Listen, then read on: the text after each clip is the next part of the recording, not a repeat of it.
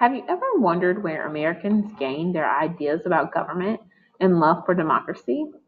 In this lesson, you will explore how the Enlightenment thinkers and England's government influenced the founding fathers as they created a constitutional democracy in America. In this lesson, you will be able to explain how the tensions over power and authority led America's founding fathers to develop a constitutional democracy. During the 16th and 1700s, Europe experienced a movement called the Enlightenment.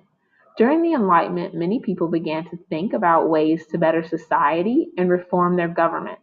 As people began moving to the New World, they brought many of their ideas with them and were inspired by them as they created their government. There are three Enlightenment thinkers that had a major impact on the government of the United States: John Locke, Jean-Jacques Rousseau, and Baron de Montesquieu. Let's examine these ideas of the Enlightenment thinkers.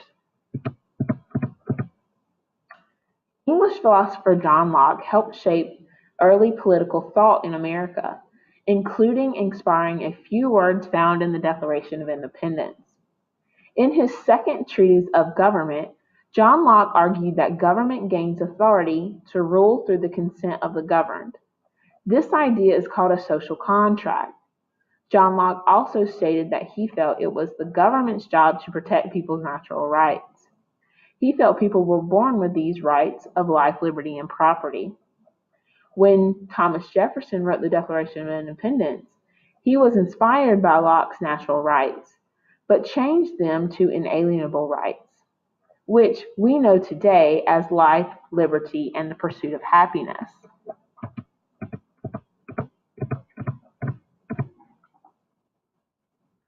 French thinker Baron de Montesquieu greatly inspired the writings of the Constitution. Two of his ideas, separation of powers and checks and balances, are a cornerstone to the U.S. Constitution and the American system of government. Montesquieu believed that government should be divided into three different branches. The Constitution creates a legislative branch that makes the laws, a judicial branch that interprets the law, and an executive branch that enforces the laws. Montesquieu believed that each branch should have power over the others to ensure that one branch does not become too powerful.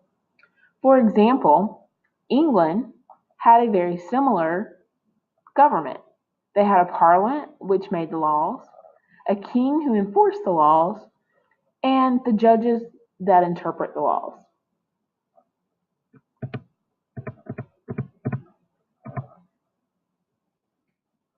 Another Enlightenment thinker was Jean-Jacques Rousseau. He believed that government was the best way to ensure people's liberty. Can you imagine playing a basketball game without the referees?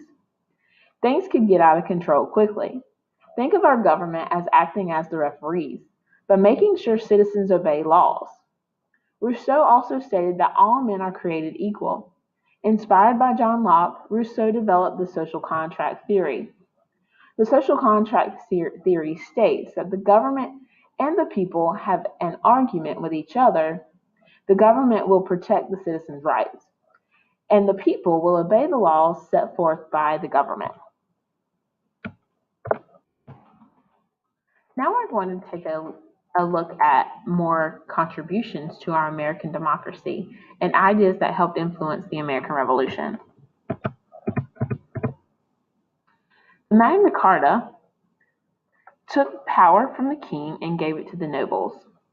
As people from England settled in the 13 colonies, they brought with them a long history of laws and ideas of government. The Magna Carta and the Parliament influenced the founders of the American government. For centuries, England had been ruled by a monarchy.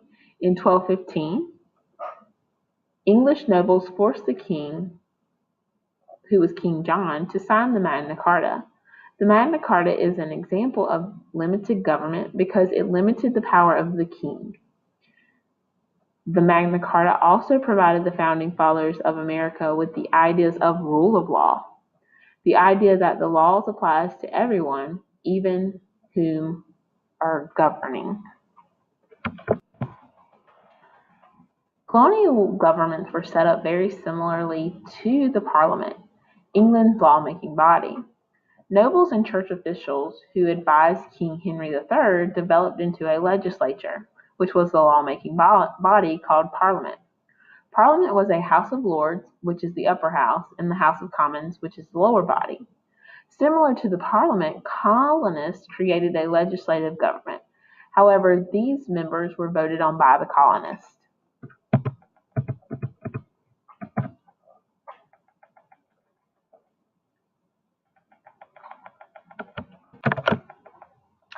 Next, you see the Virginia House of Burgesses.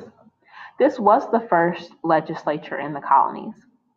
It established a representative government and self-rule for England.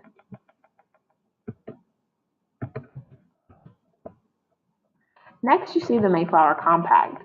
This was an agreement set up and signed by 41 men in which they agreed to join together in a civil body in which they would remain loyal to the king, but it allowed the colonists to make their own laws. This document became the foundation of the new colonies' government and established the idea of self-rule in the colonies. The New England town meetings. This is the purest form of democracy, and it's called direct democracy. This ensures that all decisions are in the public interest, since no intermediaries are placed between the voters and the public's decisions. These meetings were held to bring members of the community together to legislate policy and budgets for local government. These meetings extended self-government in the colonies.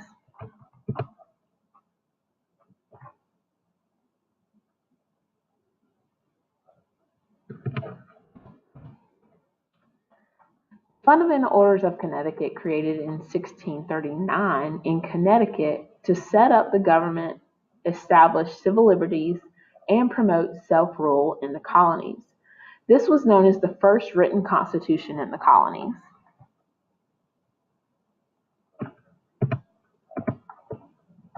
Next is the Maryland Toleration Act. This was the first document to grant freedom of religion among all Christians in the colonies. This act was passed in 1649 by the local government of Maryland and would later influence the First Amendment right.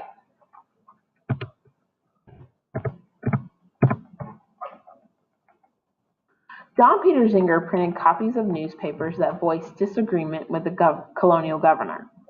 The governor was upset and Zenger was placed in jail for libel, which is written lies, and he placed them within the newspaper against the royal governor. After about 8 months in jail, Zenger finally had a trial in which the courts found him not guilty.